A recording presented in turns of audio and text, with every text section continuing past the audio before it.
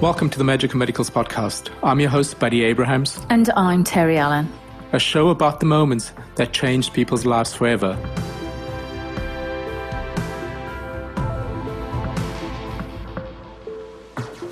Fabulous.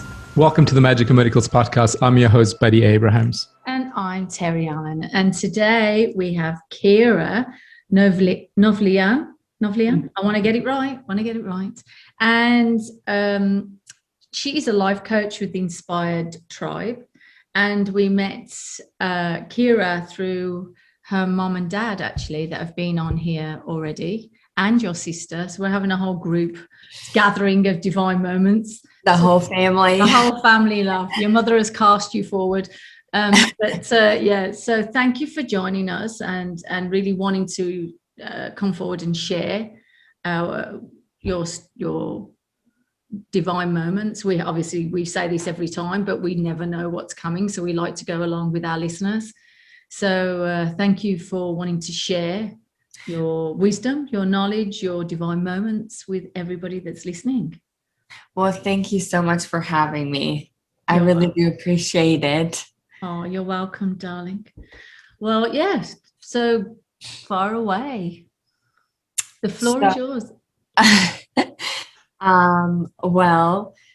So as you said, I'm a life coach. So I know, a lot of people have been going through different things, especially in the past 2 years. And I feel like so has everybody, and everybody goes through different things in their lives that, aren't as pleasant as you want them to be, or aren't as great, or you're not at the point where you want to be. And I think nobody's spared that in life, Yeah, I agree. And as I think that everybody goes through the stages in their lives where they aren't as happy, or, things aren't working out for them. And, those are the times that kind of test your faith the most, I feel like.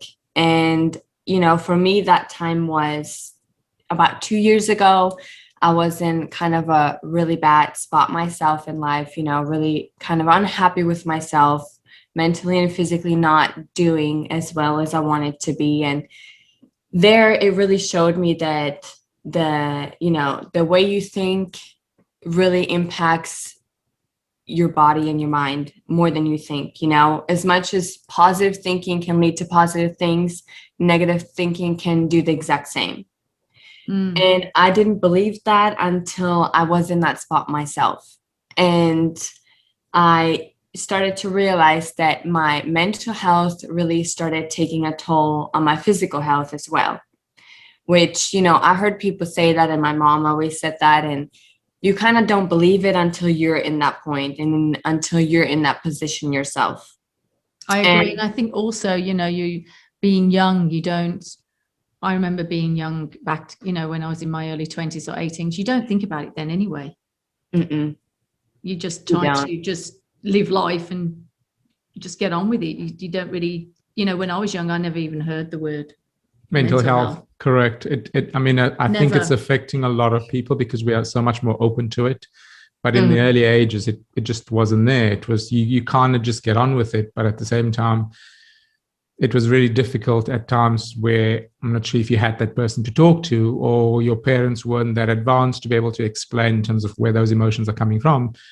Also, I think when you're young, you don't understand that. I didn't. No, you don't. I'm not saying it's you, but I didn't. Now I look back, I didn't know anything about that. I just got on with everything, I was always very fortunate. My mom has always kind of brought us up in that way to, if there's an issue, the first thing she would do is sit everybody down and communicate about it, whether it was feelings, emotions, whatever, it was that was troubling somebody. So fortunate enough, I grew up with that, and I grew up with that kind of mindset.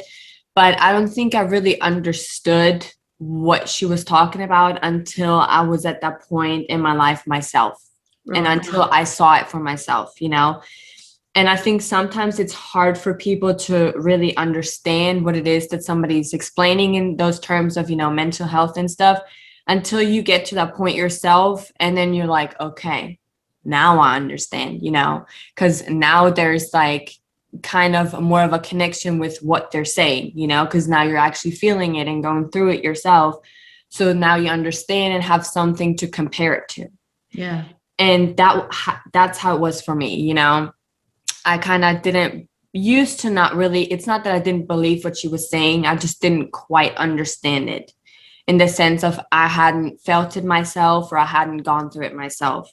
And I think as much as she was trying to, you know, as a mom does, protect their kids of, you know, all the bad things in the world and trying to protect them from obviously negative things, it's like I've always been one to kind of want to go out and do myself and experience it myself, whether they're positive or negative things. You know, in my point of view, there's always something to learn in every situation in life. You know, whether in that moment you feel like this is a terrible situation, once you're kind of more distanced from it, you can look back and you see all the things that you learned from it, you know, all the lessons, you know, and everything else. So to me, you know, I wouldn't do anything different in my life. You know, I wouldn't spare myself any feelings or any emotions or any kind of events that I went through, whether they were good or bad in that moment, because there's something to really take from each and every one. And I truly do believe that.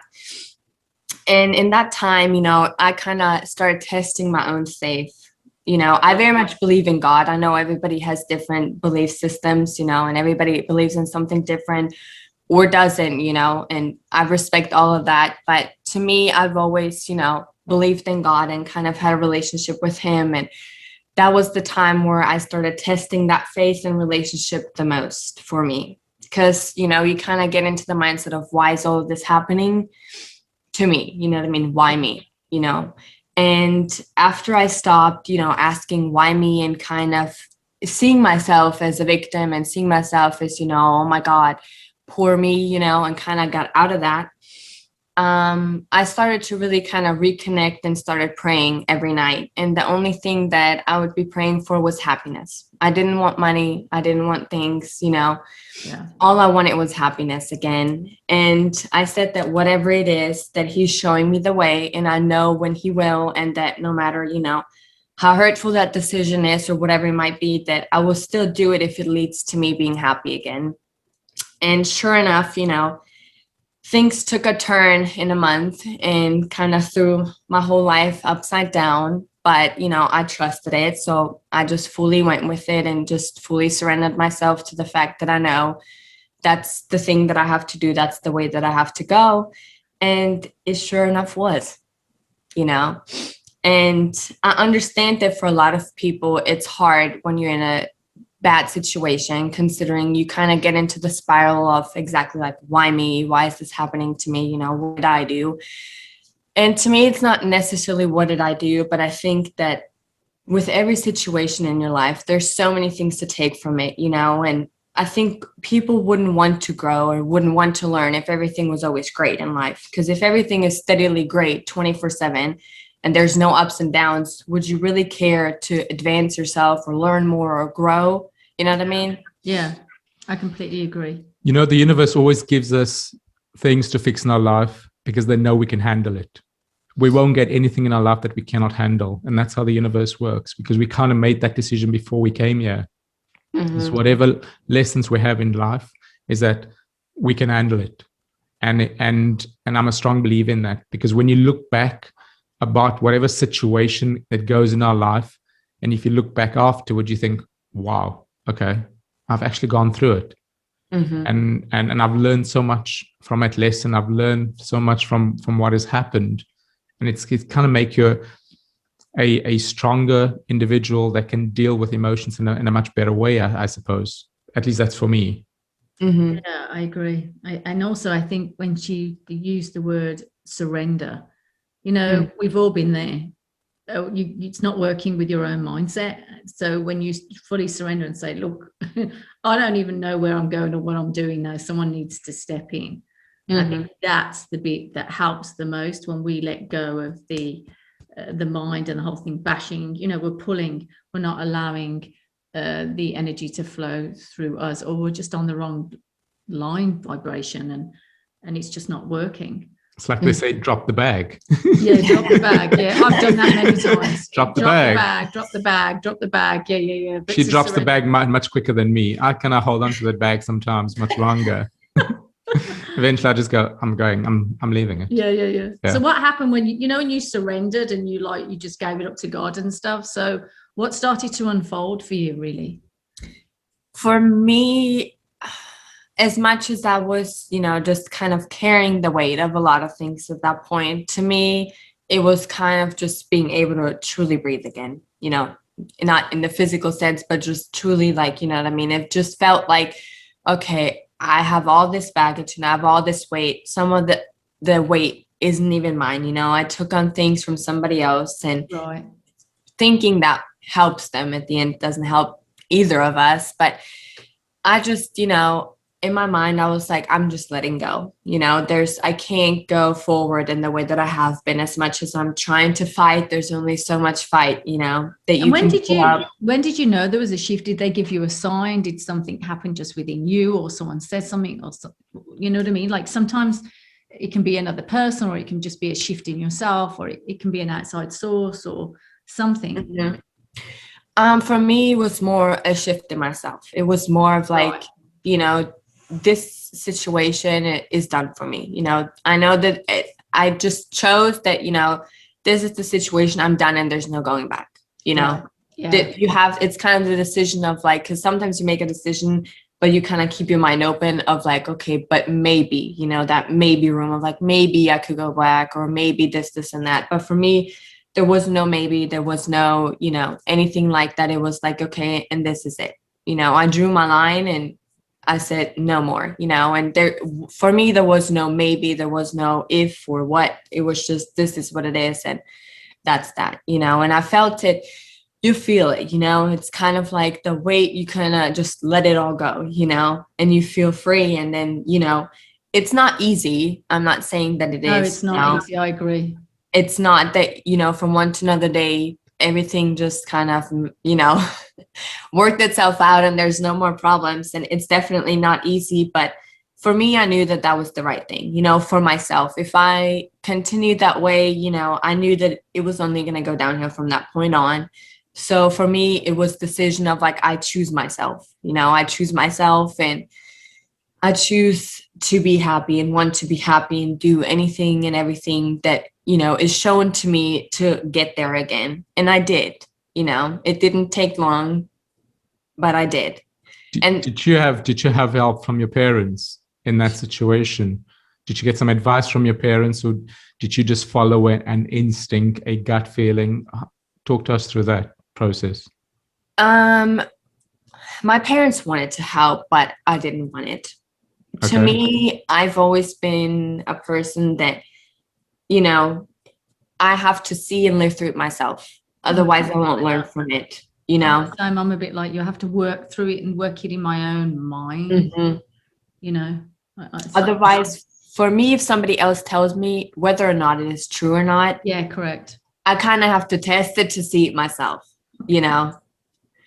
And so as much as they wanted to, I just didn't want it. And I made that clear. And then they kind of gave me my time and my space to figure it out on my own, And I know that it's not easy if it's your kid and you want to help so badly. Yeah. And, you do everything you can, but I didn't want it. And I knew that I didn't want it. And I made that clear. So after a while, they were like, okay, we're going against the wall here. So gotta let her go. And so they did. So for me, it was kind of just, I was determined to get through it myself and to kind of learn from it and, really feel it all and see it all and go through it. And that's what made me see all the positive things also, and, the upsides of it, and not just the downside of where I was at. And to me, I was proud of myself to then be able to see where I was, a few months ago or a year ago, whatever. Now it's 2 years. And then see myself now, and see that growth, and knowing that, I did it myself and that I got through it myself as much as I thought that I did. I really did, and it gave me a kind of certain strength, like strength in myself and strength in believing that if I surrender in. Fabulous. So yeah. If you were to share, because people that are listening to these, do you want to share any tips or anything that you did for your mind to come out of that mindset, or anything that you did implement? that helped you through that emotions? To me, the first question I asked was, is this the life that I want for myself? You know, and kind of really questioning it all. And that was kind of my first step of realizing, you know, I'm going in the wrong direction. And, you know, because as much as sometimes you feel it, you don't want to believe it. And so I really just started questioning everything. And I came to the same answer now. You know, for every single question, it was like, no, this isn't what I want. This isn't, you know, where I want to go in life. And after that, I knew that I had to make a decision, you know, of either I just push through it and see where it goes, or I change my life and change my mindset for the better. And to me, it started having, you know, physical effects. My mental health started having physical, you know, effects. And after that had happened, I knew that, you know, if I keep going down this road, it's not going to get better. You know, I'm not going to physically get better or mentally. So for me, was the first step was to really make that decision, you know, kind of question myself and come to the conclusion and then go with that conclusion, you know.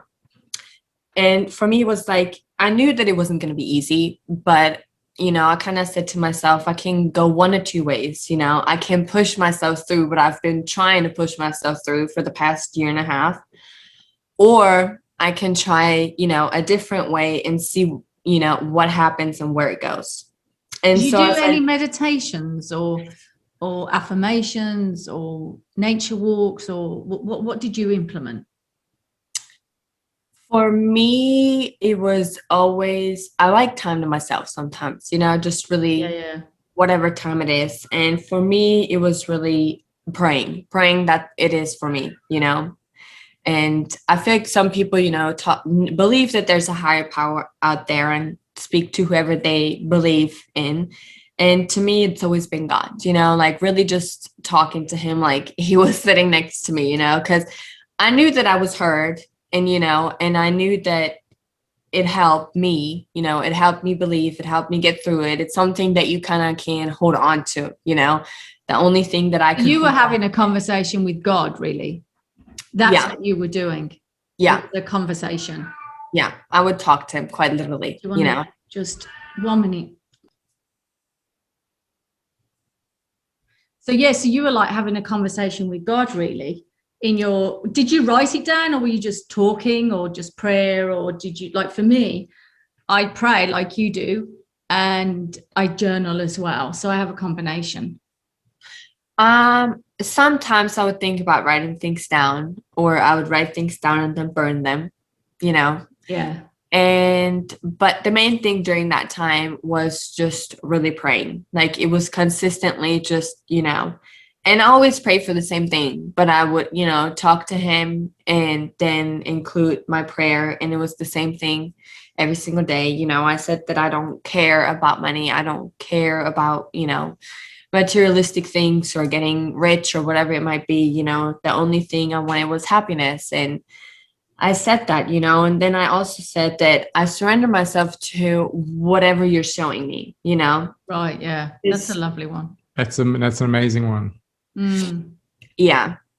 And I knew that I was going to stick with that, because sometimes I feel like you pray for something and it's showing, you know, the opportunity is showing and the way is showing, but then it's not what you wanted or expected. So you kind of are like, no, you know, she's right. I've done that. You know? Oh, this isn't quite what I thought it was going to be.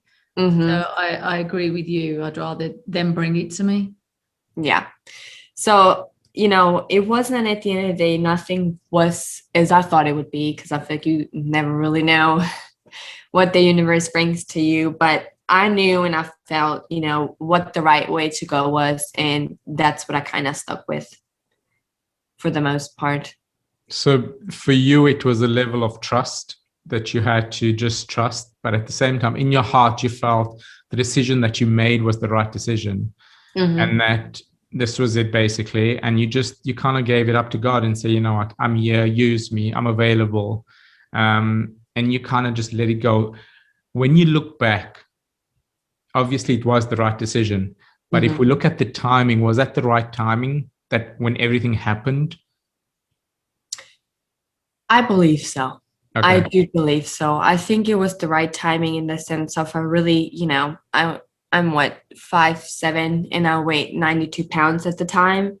So I was really, as thin as it gets and really unhealthy mentally and physically. And I knew that if I was going to continue the way that I was, I wouldn't hold much longer, And it's not that it was my inner strength or my inner power. It was just the rest was not going with it anymore, like my body wasn't keeping up with my situation anymore. And I was so determined, but I think I was determined for the wrong things. And I started seeing that in the end. So for me, I think it was very much the right timing for everything. And so I truly just, surrendered myself, and whatever was shown to me, that's the way that I went. And I simply believed, I think fear is one of the most, strongest emotions and feelings you can ever feel. 100%. But I do believe hope is stronger than it at the end. Did you feel that for your age group, because I didn't grow up with that, do you feel that sometimes the pressure from the platforms, the media platforms, had more of an outside than an in?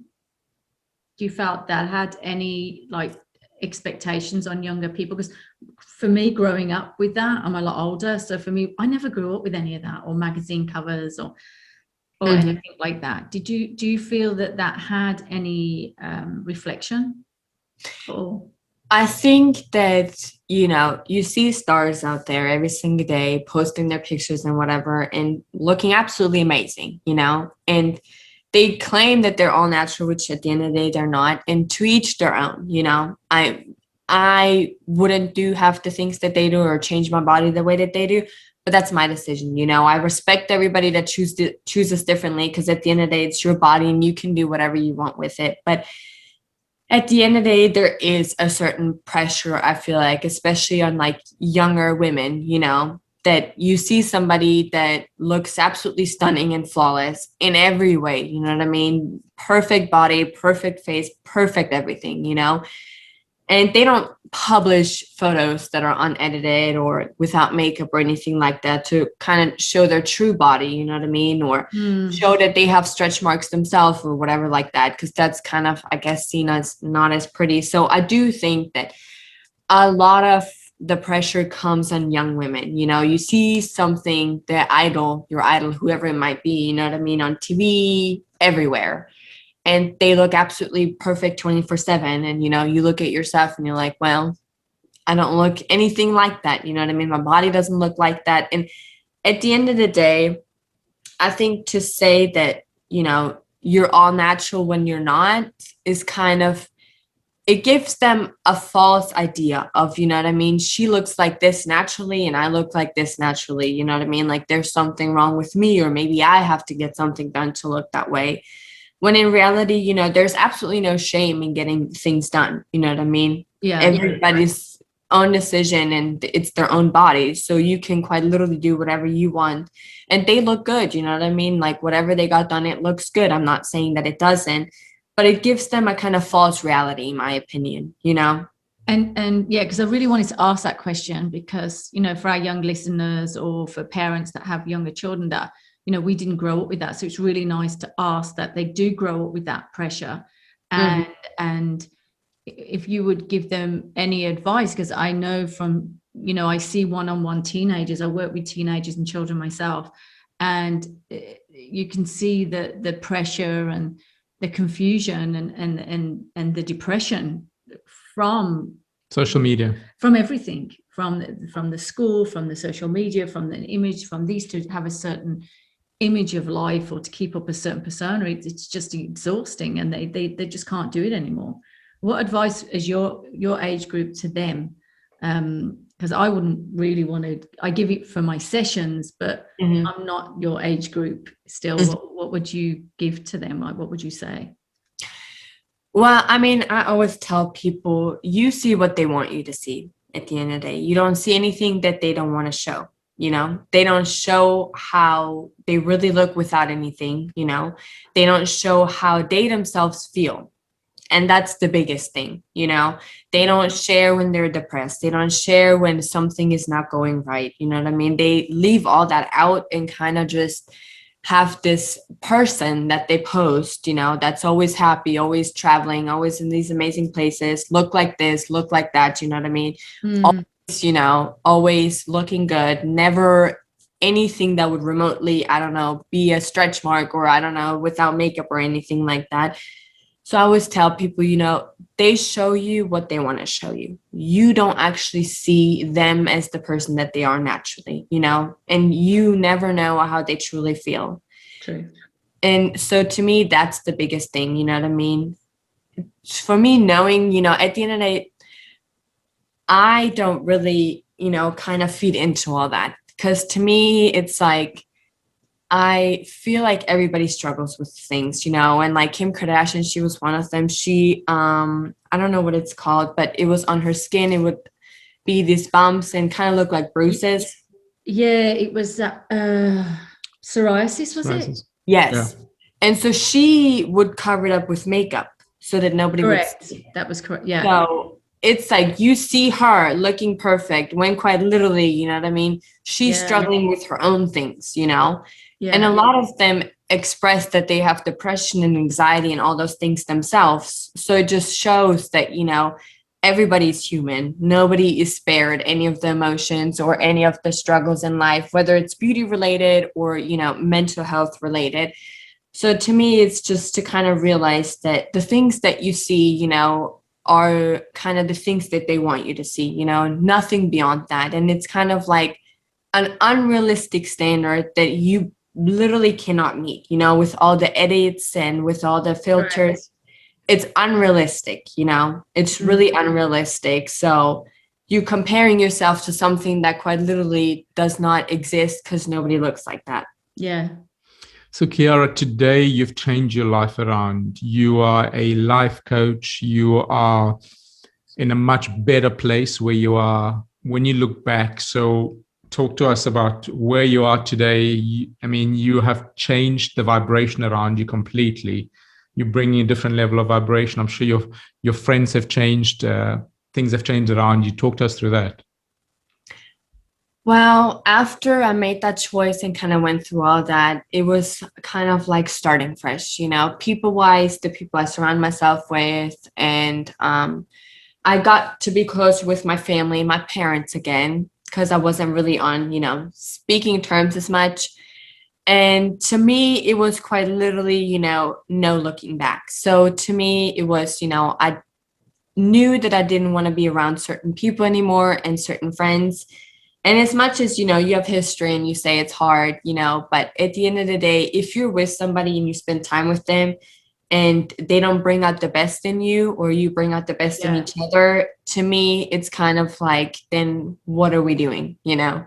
I agree with you on that. I think self-awareness of the people that are around you, and like you just said, what it brings out the best in you, or whether your friends don't, but without judgment, you need to just move off a little bit and find to go within, or to find the alignment that's right for you. Because a lot of us just won't, especially when we're younger, we do just go with it to make everyone happy and to be pleased with us and stuff. And as you get older, that sort of does drop off. It does drop off completely. I'm sure your mother tells you, just say, I can't be bothered.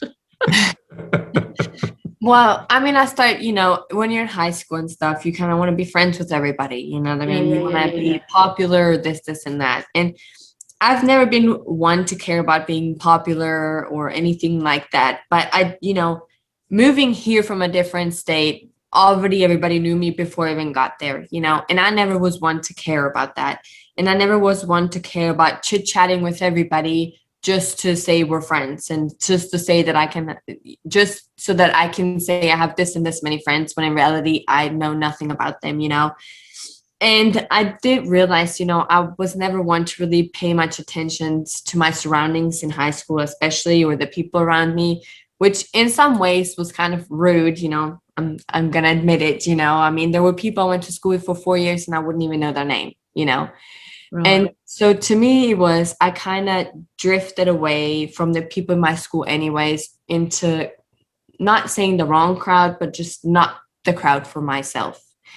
Because I was surrounded with people where I literally was just kind of stuck in the same position. I was not thriving talking to them. I wasn't happier afterwards. I didn't feel good afterwards. It was just a steady going of just kind of nothing, So to me, it was kind of just to really start fresh. There was one single friend that I kept from that time, and I'm still friends with her.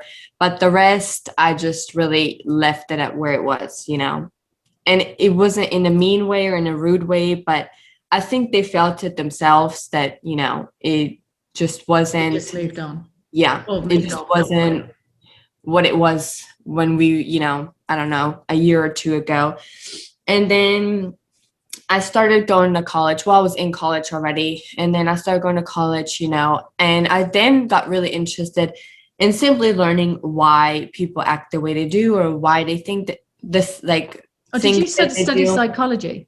Yeah, I studied psychology in college for 2 years. And to me, people a lot, especially my age, it's easy to see somebody and judge them, based off looks or based off whatever. And to me, it's kind of, once you learn about, why people they think they do, or, see people and see what had happened to them and them explaining that to you and explaining what they're going through, it's kind of hard to sit there and judge somebody based off whatever it is, because to me, it's like everybody has a different story. I don't know their story, you know what I mean? And so it's like, how can I sit here and like judge somebody else, And that's a lot of it. I feel like in our generation, you get jealous or whatever, or look at her and this and that. And I stopped, a long time ago engaging in that. And, I don't care to call somebody else to talk about somebody else, because to me, it's a waste of time, really. It's a waste of energy and time. And so I really just started kind of concerning myself and learning about why people think the way they do and what makes them act the way that they do. Because to me, it's like everybody, is born with kind of a clean slate, if you want to call it that. You know what I mean? Correct. And their surroundings and their families and different beliefs and all that kind of shape them into the person that they become, And so to me, it's like if you want to understand somebody, you have to understand their past. You have to understand their upbringing and all that kind of stuff to kind of really get a good picture of why they are that they are, who they are today because of, Correct. So to me, that became more interesting. And then I started studying psychology, and then I went into the academy that my mom is doing. And then I started, working with practice clients and stuff, which really just, it's fun. You know what I mean? For me, I enjoy doing it and I love doing it. And I think that's when I really started thriving. You know what I mean? Knowing that I'm doing what I'm supposed to be and what I'm meant to be. I've always said that I wanted to be a life coach, watching my mom. And I've always been good at kind of just observing people more than anything. I'd always kind of be quiet, just observing, you know what I mean? And seeing what kind of vibe and vibration they give off, and how do I feel just simply being in their present, not even hearing or listening to what specifically they say, just, their body language, how they act, you know what I mean? All that kind of stuff. So even as a little girl, I'd always be there just, observing, and then going to my mom and be like, I observed this, and that. And so to me, it was always clear that this is what I wanted to do. And ever since I, started studying and really started doing practice clients, it's just been a journey, but it's been a good journey. And are you finding through your clients that you attract things that you've been through? Do you find that? I find that with my clients, or with yours, that there's a certain things that you can help them with because you've been there. It might not be exactly the same, but there is a pattern. I think that at the end of the day, every client mirrors you something, there's always something that they show you that either you have gone yourself or something that, you need working on, whatever it might be. They're kind of like, all of them mirror me something, in some kind of way. And I think that, knowing what I've gone through, it's just kind of like, you feel the people that truly want to change, you know what I mean? You feel their strength, you know what I mean? You feel their passion, you feel their strengths. And that just makes it 10 times better. You know what I mean? Because then you're excited and they're excited, and, you know, you see their growth and you're like, okay, I'm proud of you and me. You know what I mean? Yeah. And to me, that's the best feeling ever. You know what I mean? When I get messages saying that they've done this, or they feel better, or, you know, this and this happened, once they kind of just really started doing whatever it is we said, or, you know, once they really just let go and, you know, put it in God's hand or whatever they believe in, and things start working out for them. And then you're like, okay, you know, we're getting somewhere. We did it, you know? And so I'm really excited. You know, I love it. I'm happy and I'm excited. And yeah. Well, Kiara, thank you so much for taking time to talk to us. And is there anything that you would, you know, because obviously we love younger people to come forward, and your mom's helping us with that, which is great, because we keep putting it out to the universe and your mom's the only one that's delivering. If there's a message before we finish, you know, that you would like to give to that younger generation, is there just something before we finish? Anything? Any tips or anything? I think what I would say is that, you know, whatever situation they're going through, as much as you believe that there's no way out, that there absolutely, that there absolutely always is. Okay. That, you know, that there absolutely always is, you know, no matter what situation you're in. I feel like sometimes it just, you truly don't see a way out. You know what I mean? You truly just feel like you're stuck. And I can attest for that there always is a way out. You know what I mean? And there's always a door that opens, or someone comes in to help, or when someone says, you know, to me, oh, I've had no help. I think you have. I don't think you've noticed it. I agree with you. I think I've always been helped. It might be a person, it might be coming through my dreams, or through, I open a magazine, or I switch on a podcast or something. There's always, like you said, there is something, but if you ask. To me, it's, you have to accept help and wanted to see it, you know? Correct. And I feel like people think that wanting help is something that makes you, you know, kind of like weak. To me, that's not being weak. You know what I mean? To me, that's the, you know, biggest strength there is, you know, to seek help and say that you need help. You know, there's strength in that, way more than just, you know, sitting there and saying, I don't need it or I don't want it. You know, that doesn't take strength. Yes, but also there's the help of, when you ask for the help, you have to be prepared to do the work, because sometimes people want the help and they expect someone else to take that bag for them. Or to someone, you know, to do it. And I agree with you. It's, you know, a bit like you, when you get your clients, is I'm the same. You give them the keys, or you can give them, the key. I always say it's the keys to the door, but they have to open it and then they have to implement and get going with it. It's just, you're just giving them that guidance and just so they can try and get back onto their just navigating them. That's cool. I agree. You know, I tell my clients that at the end of the day, you have to do the work. You know, I'm kind of just helping you find your stepping stones. Correct. And, you know, kind of helping you getting from one to another. But at the end of the day, you know, you have to be willing to do the work, and you have to want it. You know what I mean? And you have to want my help. Because I feel like a lot of people say they want help, and then it comes to actually doing stuff and actually getting into it. And then they're like, well, this isn't what I signed up for. You know what I mean? Or this isn't what I want, or I don't truly want to put in the effort. And I mean, which is okay. I feel like, you know, everybody comes to a point where then they truly are like, okay, when they're ready. Maybe I wasn't ready then, but I'm ready now. You know?